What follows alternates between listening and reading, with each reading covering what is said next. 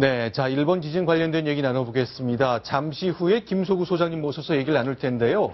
자, 일단 두 가지 소식 보겠습니다. 아니, 또 지진이 생겼거든요. 진도 7, 이게 보통 상황이 아닌 것 같습니다.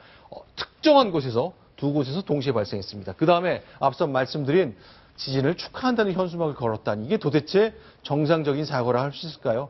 중국에서 생긴 일입니다. 하나씩 좀 정리를 해보겠습니다. 자, 이동영 차장께 질문 드릴게요. 어제 또 강한 지진이 생겼죠? 그렇습니다. 지금 진도 5 이상의 강진이 세 차례 일본에서 발생하고 있는데요.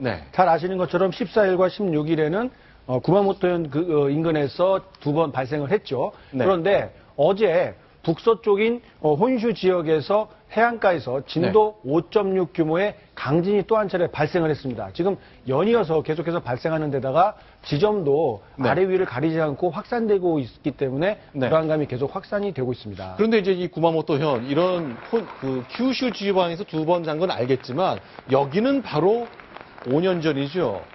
자, 동일본 대지진이 일어났던 바로 그곳인데 관련된 얘기를 좀 나눠보겠습니다. 자, 김소구 한국지진연구소장 나오셨는데 안녕하십니까? 안녕하세요. 자, 여기 또 생겼거든요. 이게 어떤 의미인가요? 지금 일본은 지금 전국에 걸쳐서 활성단지가 굉장히 많아요. 근데 이제 옛날에 2011년이죠? 2011년이죠. 동일본 대지진이 일어나가지고 크게 흔들어 놨잖아요. 그게 엄청난 큰 지진은 9.0. 그 지진의 여파가 지금 아직 이 주변의 힘의 균형을 깨뜨렸기 때문에 지금 아마 그 지진의 영향으로 아마 계속 일어나지 않나 이런 생각이 들어요. 자, 그러면요. 5.6 정도의 규모였거든요. 조금 더 저희가 준비한 지도와 그래픽을 좀 보겠습니다. 그런데 이 지점을 보면요. 이번에는 좀 바다에서 발생한 거고 2011년에 있었던 동일본 대지진하고 한 86km 떨어졌는데 이게 바다에서 벌어지는 것하고 내륙하고 벌어지는 게 다르죠? 아니, 그 메커니즘은 거의 같아요. 여기 전체적으로 저기 태평양판이 일본 유라시아판을 밑으로 침강하고 있단 말이에요. 그러니까 같아요. 메커니즘은. 그러면요, 저희가 좀 영상 좀 준비했습니다. 지금 보시는 것은 5년 전 쓰나미가 덮쳤던 그 당시거든요. 자, 이 비슷한 상황, 이번엔 쓰나미는 발생하지 않은 것 같은데, 자, 그럼 과학적인 좀 의미를 좀 짚어봤으면 좋겠습니다. 왜 지금 일본이 이러는지 저희가 좀 영상을 준비했는데 설명 좀 해주시죠. 화면을 보면서요. 이거 크게 지구 물리학적으로 얘기하면 이 지구의 맨틀에 두 개의 판이 움직인다. 하나는 우리가 이 암석권, 연합권하고 암석권에 연합권은 우리가 영어로 이제 말씀드려 죄송하지만 아스테노스피어, 리소스피어란다. 이게 암석권이에요. 딱딱한 거고 물렁물렁한 거죠. 이 연합권 위에 암석권이 계속 밀고 들어와요. 이게 흘러가네요. 얼마나 들어가냐면 이게 한 700에서 1000km까지 들어갑니다. 이 침투하고 있어요. 그래서 여기 가면서 여기에 마찰이 생긴다, 계속해서. 그렇죠. 돌과 돌이 계속 부닥치는 거죠. 마찰이니까 여기에 이제 이걸 뭘 이렇게 나면 지진하고 화산을 발생시켜요. 이렇게 마찰이 생기다 보니까 이게 화산인 것 같고요. 그렇죠. 그다음에 여기서 지진이 생기는 거군요. 그렇죠. 조금 더 이동을 시켜서 볼까요? 자, 계속 흘러가는데 지금 여기 이른바 이제 불의 골이라는 거잖아요. 저희가 좀 영상을 통해 설명 좀 드리겠습니다. 이런 식으로군요. 근데 이렇게 계속 흐르는 건 자연스러운 건가요? 아니면 불의 골이라는 화산대에서만 이런 일이 있는 건가요? 이건 자연스러운 거예요. 이건 대류 현상인데 전체적으로 상부 멘트는 전부 다 대류 현상이 일어나고 있어요. 그래서 이게 계속 위로 올라갔다 내려가고 위로 올라갔다 내려간다고 이게. 근데 그 중에서도 어느 지역에는 서로 충돌하고 내려가고 밀고 들어가고 어느 지역은 갈라져 이게. 그러니까 발산하고 수렴하는 지역이 있다. 둘로 나눠져 있다고. 자, 이거 수렴하는 지역이죠. 이게. 자, 이 지도에서 빨간적으로 표시된 거 이건 뭔가요? 이거 지진대예요. 지진이 계속 일어나고 이쪽을 따라서 이게 아까 얘기하는 이 판이 밑으로 침투하고 내려가고 있다고 지금. 딱딱한 돌줄이 이렇게 흘러 들어간다 그 얘기죠. 근데 암석권이 내려가면서 여기서 지진이 발생하는 거죠. 이렇게 흘러가는 게 이게 바로 구마모토에서 이번에 발생했던 것이고 이게 바다 미칠 경우에 이번처럼 한 80km쯤 떨어진 앞바다에서 지진이 생긴다 그 얘기군요. 자, 그런데 같은 곳에서 지진이 두 번 난다? 이건 어떤 의미인가요? 지금 이번에 일본의 현상을 보니까 그런 상황이 있거든요. 저희가 지도를 준비한 게 있는데요. 그 위치를 좀 설명해 주셨으면 좋겠습니다. 지도 보겠습니다. 자, 최초의 사례라고 하는데 일본에 두 곳서 동시에 발생을 했습니다. 그럴 수가 있죠, 이건. 그건 왜 그런 거죠? 단층이 여기 뻗쳐 있으니까 이쪽 단층 한쪽에서 일어나고 또 다른 쪽에서 일어날 수가 있어요, 이게.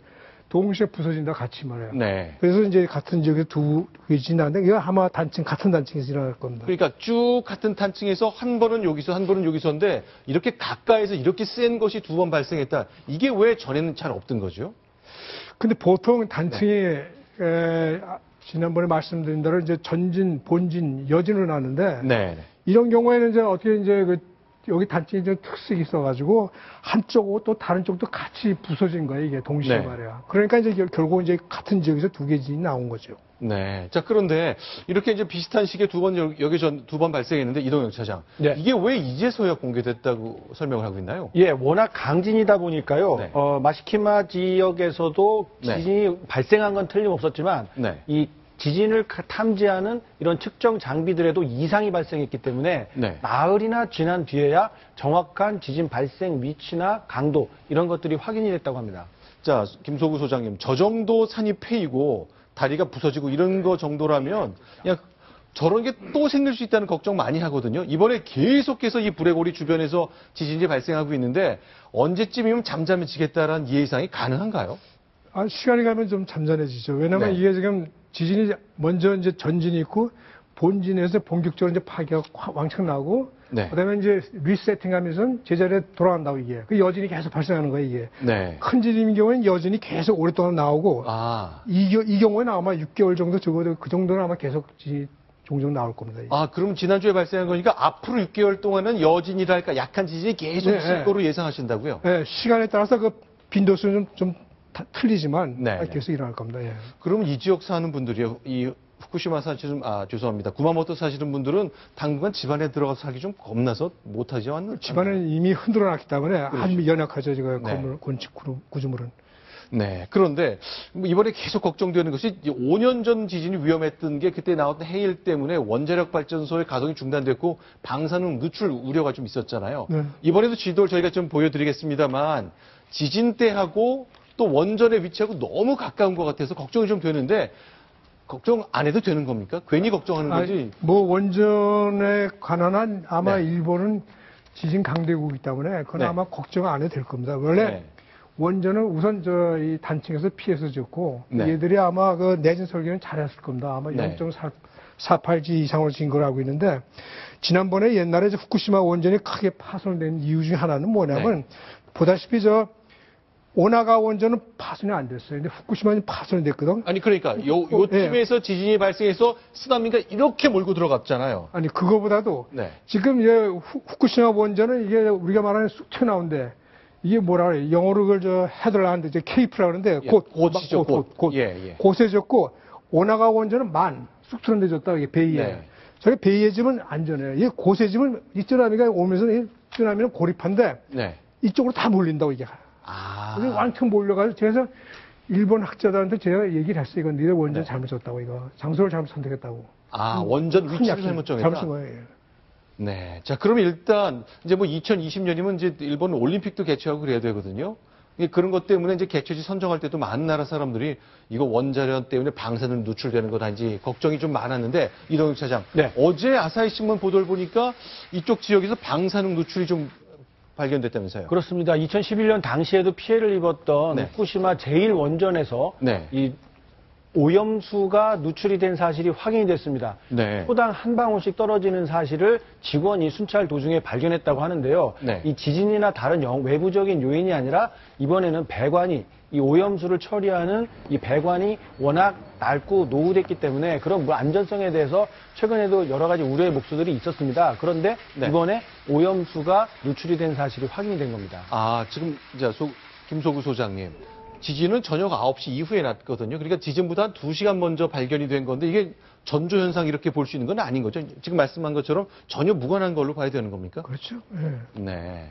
자, 이것 때문에 전 세계 사람들이 많이 걱정을 했을 것 같습니다. 올림픽 열리는데 이 원전 방사능 누출 이런 것 때문에 좀 떨면 안 되는데 자, 그러면요.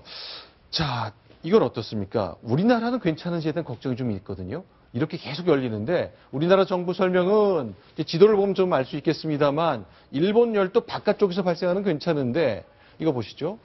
환태평양 지역에서 발생한 이 브레고리 지역은 이격거리가 한 200km 되니까 이거 너무 우리한테 멀리 발생했기 때문에 문제가 없다. 이 이격거리라는 게 어떤 의미입니까? 저도 확실한 그 단어를 모르겠는데 이격거리. 아마 쉽게 말하면 거리 같은데 네. 진앙거리라고 볼 수 있는데 만약에 지진 규모가 이거 훨씬 큰 거리를 8.5 이상 일어난다 가정을 한다면 아마 그건 굉장히 피해를 줄 겁니다. 이게 지금 우리나라 두 가지 영향이 있어요. 하나는 저쪽에 일본 서해안 그러니까 우리나라만 동해죠. 그쪽에서 발생하는 지진은 쓰나미를 일으킬 수 있어요. 그래서 우리나라 동해 쪽에 쓰나미 피해를 줄 수가 있고, 이쪽 남쪽에서 일어난 지진은 직접 말해요. 이쪽에서는 직접 여기에 피해를 줄 수가 있는데, 만약 규모가 8.0 이상이 일어나면 여기 있는 지역은 굉장히 약합니다. 왜냐하면 이게 해안이기 때문에 이게 매립지역입니다. 이게 그 매립지역이 어떠한 현상이 일어나면 액상화 현상이 일어나가지고 그냥 힘없이 부서진다고 이게. 자, 그러면요. 지진대가 쭉 보면 일본 열도를 따라 쭉 있기 때문에 대체로 일본 열도 위에서나 일본의 동해 쪽이기 때문에 그 바닷물의 해일 같은 게 우리한테 그동안은 피해가 없었던 거잖아요. 그렇죠? 그렇죠. 해일은 피해 없죠. 네. 영화 이제 해운대라는 영화에서 보듯이 자, 바닷물이 넘쳐오는 것 때문에 그런 상상을 한 영화도 만들어졌습니다만 이동영 차장. 이 시뮬레이션을 해보니까 이 기록이 좀 있거든요. 2011년 그 동일본 대지진 당시 쓰나미 때문에 엄청난 피해가 발생한 이후에 당시에 소방방재청에서 직접 조사를 해봤습니다. 시뮬레이션을 통해서 연구를 해봤는데요. 오쿠시리 단층 지역이 지진 해일을 일으킬 수 있는 거의 유일한 지점이라고 파악을 하고 있었고요. 그 지점에서 진도 8.0 이상의 그런 강진이 발생을 하면 그렇게 되면 우리나라에 영향을 줄 수 있다. 쓰나미가 발생을 할 수 있다. 그래서 얼마나 시간이 오래 걸릴까 시뮬레이션을 돌려봤는데요. 북한 무수단리의 한반도 중에서는 북한의 무수단리 지역에 가장 먼저 지진해일이 도착하는 것으로 조사가 됐습니다. 1시간 15분 만에 오는 거죠. 그렇습니다. 심해에서는 시속 700km로 엄청난 속도로 오다가 육지 쪽으로 가까이 오면 약 70km로 크게 줄어듭니다. 그러면서 조금 전에 우리 김 소장님께서 말씀해 주신 것처럼 이 곧 튀어나온 부분, 무수단리가 한반도에서 일본 쪽에서 보면 상당히 튀어나와 있지 않습니까? 그렇네요. 그 부분으로 상당히 빠르게 강하게 전달이 될 것으로 예측이 됐고요. 우리나라 동해안에 있는 속초부터 해서 강원도 경상북도 일대에 있는 해안지대도 쓰나미 피해가 발생할 수 있다. 그래서 대피 시설과 이런 보호 대책 이런 것들이 필요하다라는 결론이 나온 적이 있습니다. 저는 저 영화 장면 보고요. 자, 너무 과격하게 과장되게 그렸다고 생각을 했는데 지금 보니까 시속 70km로 육지 쪽에 덮치는 거 저건 맞는 거죠? 그 원래 쓰나미는 조건이 있어요, 이게. 그다음에 우선 천발 지진이 되고 그다음에 규모가 6.3 이상이 되고 바다가 깊어야 돼, 이게. 그래서 왜냐면 바다가 깊어야 물기둥이 섰다가 그게 계속 오거든. 그래가지고 줄어든다고. 그래가지고 와서 여기서는 오픈시, 그러니까 공해에서는 우리가 알지 못했지, 쓰나미 있는지 없는지. 근데 연안에 오면 굉장히 높아진다. 왜냐면 이게 물리적으로 운동에너지하고 유체에너지하고 그게 합쳐가지고 운동량 보전의 법칙이라고 이게. 그래서 와가지고 여기에는 유체에너지가 컸지만 가까운 운동에너지가 커져가지고 여기서 굉장히 높아지는 거지 이게. 그래서 이 해안가 덮치는 거예요 이게.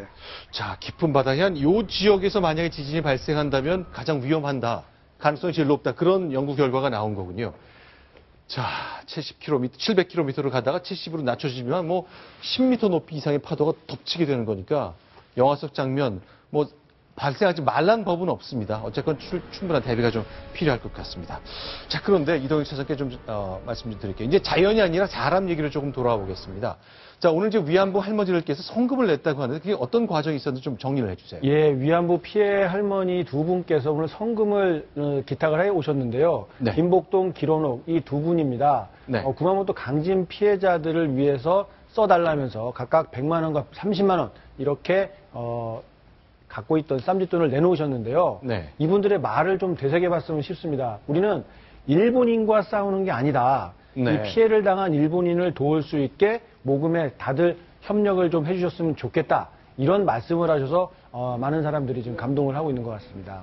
네, 그렇죠. 좀 정확하게 봐야 될 것 같습니다. 일본 다 자연재해 때문에 피해를 보고 있는 그 분들이기 때문에 어떻게든 이웃 국가로서 도움을 주는 게 필요할 것 같은데, 근데 문제는 중국서 나온 한 장의 사진 때문에 많은 분들이 걱정도 많이 하고 있어요. 네, 그렇습니다. 네. 저 현수막 지금 화면에 나오고 있는데요. 네. 네, 지금 내용을 보면은 일본 대지진에 대해서 열렬히 환영한다, 그런 의미입니다. 네. 또 물론 이제 정치적인 외교적인 갈등이 있고 또 민족 감정도 굉장히 중요한 부분이 있습니다만, 이제 이러한 대형 자연재해가 발생한 상황에서 이러한 정치적인 감정, 외교적인 감정을 앞세우는 것이 과연 성숙한 그런 자세인지에 대해서 우리나라와 또한 중국의 자세를 한번 비교하게 되는 그런 상황인 것 같습니다.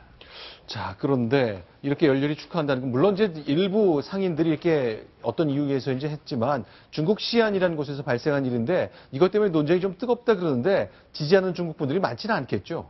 상식적으로 해석을 해야 될 것 같습니다. 아무리 반일 감정이 높다 하더라도 그런 걸 이용하기 위해서 저렇게 상술로 쓰기 위해서 저런 현수막을 걸었다고 해석이 되긴 하는데요. 그렇다고 해서 많은 중국인들, 절대 다수의 중국인들이 저 현수막을 보고 박수를 보낸다라고 생각하기는 어려울 것 같고요. 이웃이 어려움에 시달리고 있을 때일수록 정말 정치적인 생각보다는 인도주의적 그리고 인간애적인 그런 상식이 좀 필요한 시점인 거 아닌가 싶습니다. 자, 피해자분들은 정말 절박한 상황이거든요. 저희가 영상 하나 준비하겠습니다. SOS 신호를 보내는 장면이 화면에 잡혔는데 이게 무슨 뜻인가요? 빵과 물을 달라 하는 그런 내용으로 SOS를 이제 학교 운동장에 책상 의자를 놔가지고 모양을 만든 것인데요. 이게 책상 의자인가요? 네, 학교에서 쓰는 학교 운동장에 학교에서 쓰는 그런 의자를 놔서 저런 메시지를 지금 보내고 있습니다. 네, 저기 뭐라고 쓴 건가요? 빵과 물 그런 의미가 있죠. 알겠습니다. 자, 저런 구호를 필요한 그 손길 같은 거를 책상의 의자로, 학교의 의자로 표현을 했거든요.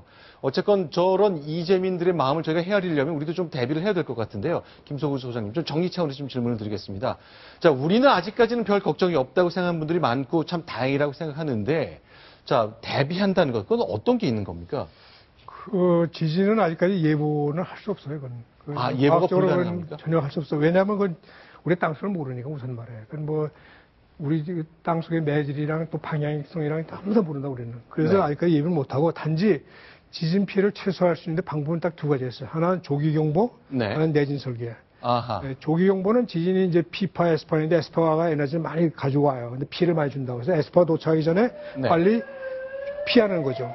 그래서 이제 가스나 전기 발을 빨리 차단시키고 피난하는 건데 현장에서 바로 이제 책상 밑으로 간다든가 기름 밑으로 간다든가 여러 가지 방법이 있겠지만 짧은 시간 내에 돼요. 40초 이내에 끝난다고. 40초 이내? 지진은 암만 커도 40초 이내에 끝나요. 근데 멈췄다 다시 오거든. 그러니까 그 안에 숨었다가 다시 이제 공토로 피난하는 거예요. 그다음에 내진 설계는 그대로 이제 건물 튼튼해지는 거죠. 근데 이미 지어놓은 할 수 없는 건가요? 글쎄, 그걸 할 수 없죠. 부서가 다시 있어가네. 근데 하여튼 방법은 있다가 하는데 사실 어려워요. 근데 이게 내진 설계라는 게 이게 우리가 바라는 같은 거는 우리가 지상에만 우리가 관련되지만 이 지진은 땅덩어리 전체가 관련되거든.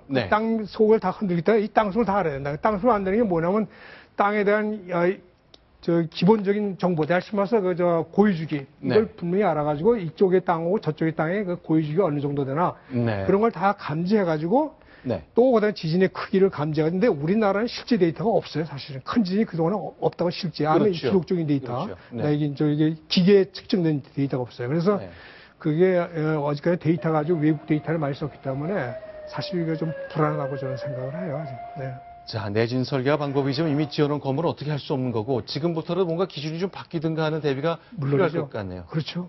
자, 한국지진연구소에서는 지진을 쭉 관찰해 오셨는데 이번 지진 때문에 어떻게든 국민들에게 지진에 대한 이해를 높이는 역할을 좀 많이 해주셨습니다. 아유, 고맙습니다. 네, 오늘 말씀 잘 들었습니다. 감사합니다.